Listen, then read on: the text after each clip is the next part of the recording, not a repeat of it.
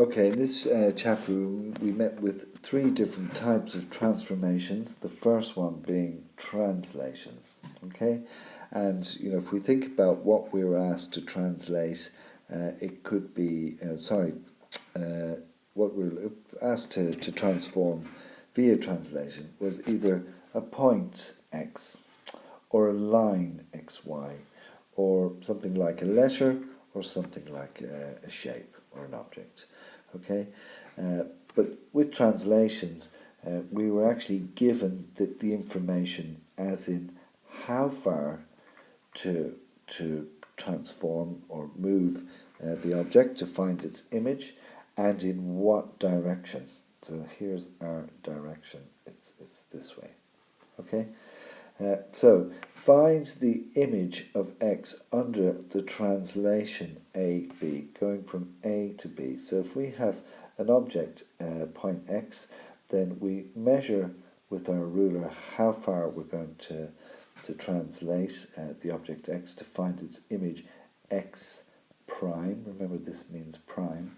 And we basically got our ruler and we drew a line parallel and measured the distance. So this line is parallel to this line, and we measured this distance here, so they're the same length, to find the image x prime of our object x. We did the same. Find the image of the line segment xy under the translation AB. So, in other words, find the image this far away and this direction away. So we measure AB, okay, measure AB, and then we draw lines parallel to our translation AB, and we measure this amount. We mark our image points x prime and y prime, and this is x prime, y prime. That's the image of the line segment xy under the translation AB. And then find the image of this object A under AB. Well, I would say look for the significant points, okay, on your shape. And this is the map. This is how far and the direction. So we take our first point, we go that far in that direction, that far in that direction, that far in that direction, that far in that direction, that far in that direction. And that's the image A prime of the object A. And this final one, find the image of the triangle under the translation AB. Here's AB, the code, how far and in what direction. So we find our significant points of the triangle and we move them, we draw lines parallel to our translation line from the points, and we measure our distances, and we have our image of the triangle. Okay. Now we were also given a shape like a parallelogram. Okay, find the image of the parallelogram under the translation DC. So now we're not given a separate piece of code like DC, separate to the diagram. Our translation is in the diagram. So this is the translation D to C. This is how far we'll go, and that's the direction we'll go. Okay? So where will the image of D be under the translation DC? Well, we need to move it this far in this direction, so it's actually at C. D prime is at C. Where's C prime? It's out here. Where is A? A prime is this far in this direction. It's actually at B. And then B prime would be this far in that direction, be out there. Kind of gone off the page there. Okay? Now just note, that's the translation DC.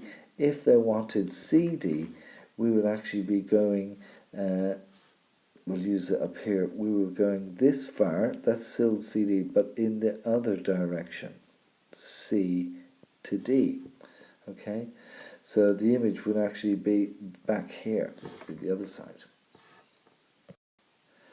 Then we met with axial symmetry, which is the second type of transformation. And axial symmetry is about finding the image of an object as if it was a reflection in a line. If that line kind of was a mirror, where and how is the image placed of the object? But if we just look at symmetry first, and if we just remember that folded objects gives the same shape either side of a fold line. So if we have an object and we fold it in half, we should have, for it to be symmetrical or have symmetry, it should give the same shape either side of the fold line.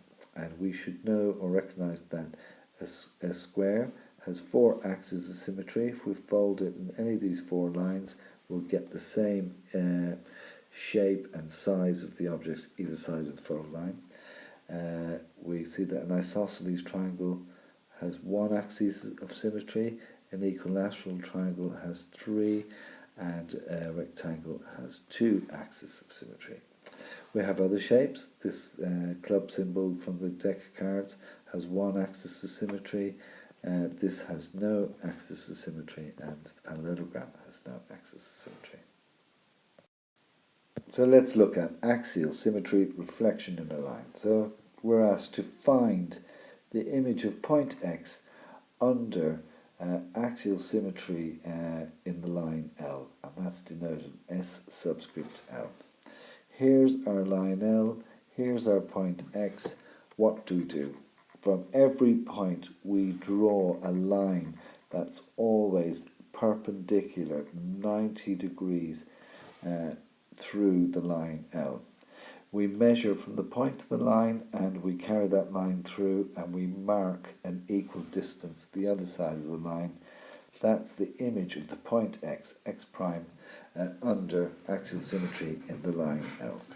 Okay, so it's really important that whatever direction your line is going in, wherever your point is, you draw a line at 90 degrees using your set square and your ruler. If you have your ruler and your set square, you just slide it up and make the line at 90.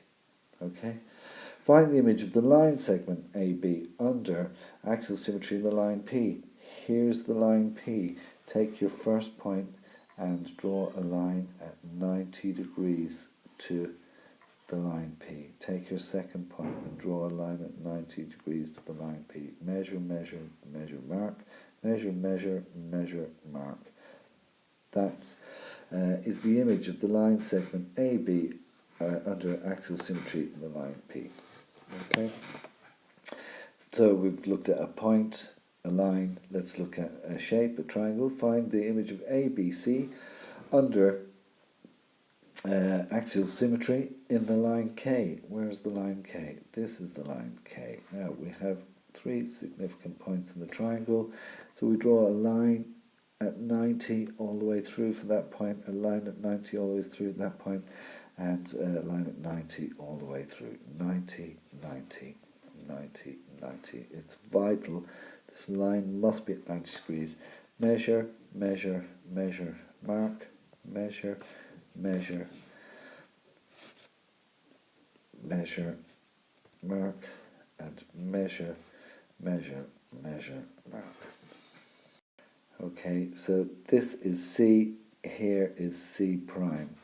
This is B, out here is B prime. The distance from B to the line is the same as the distance from B all the way out to B prime. A to the line, A to A prime. C to the line, C to C prime. Another example, if we have a line Z, and if we have a triangle that's on the line Z. Let's find the image of this triangle A, B, C. Well, if it's on the line, the image is on the line also of B, so that's B prime, C, C prime, but A, we have to draw a line at 90 degrees. We measure, measure, measure, and we find A prime. Okay, so this is the image of this triangle under axial symmetry in the line set. Okay, or we could have just another shape like this, a line like this. So we draw 90, 90, 90, measure, measure, measure, measure, measure, measure, and that's about there. And that. Okay, sorry, it jumped to me there. Measure, measure, measure, mark, measure, measure, measure, mark, measure, measure, measure, mark, and here is our image. Let's look at the third type of transformation, central symmetry or reflection in a point. So let's find the image of A through the point X via central symmetry. So all we do is we draw a line straight through the point and we keep it going. We measure A to X and we measure along the new line the same distance to get A prime. Okay, but instead of using A prime now, we say S subscript X of A. Okay, so that denotes the image of A under central symmetry in the point, under a symmetry in the point X. So Sx of A is, we're asked to find that, we're finding the image of A under central symmetry through the point X. Okay, so that's a point. But look at this example here, T. What do? We take our point straight through, measure, measure, mark.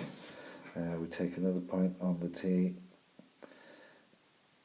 Okay, and we end up down here, and so on. For each point we just scribe through and we find our image of T. Okay. Then moving on from that, we have to find the central symmetry. Here we have a triangle ABC. Sketch it under central symmetry in the point C. So central symmetry in the point C. So C passes through C, but it doesn't go anywhere, so it stays there. A passes through the point C, the distance of A, and on again, so it ends up there. So that's SC of. Bear with me 1 second. Sorry, I've just noticed this should be SC of C. This is A passes through C and travels on down, so this SC of A, and then B passes through C and travels through, and that's SC of B. That's the image of B through central symmetry in the point C. This is the image of A through central symmetry in the point C, and this is the image of C through central symmetry in the point C. And a final note now to do with centre of symmetry. All figures are mapped onto themselves under central symmetry in the point X. So in a circle, if we make the centre X, then any part on the circle that maps through X maps onto the other side of the circle. And same for a rectangle, same for a square, same for an oval shape, but not for a triangle. Okay, so if I take a point, if I have a triangle and I have a point here and I go so far and so far again, the point is inside the triangle. If I go here and so far again, the point is there. It's not necessarily on the triangle. If I go here and again, it's not necessarily on the triangle. Whereas for a circle, if I take a point here and go into the centre and go as far again, I end up on the circle again. If I can take a point here, and I go to the centre and go the same distance again, which is the radius of the circle, I end up here again. So these shapes have a centre of symmetry. This does not. And finally, we'll just mention this diagram here. Here is the word the. Here is a line, and the reflection of the in the line looks like this. Why is that? Because for every point we drew a line at 90 degrees. Okay, all at 90, and we measured from there to there, from here to here, here to here, here to the corresponding points, and we actually get the mirror image of the reflection in the line.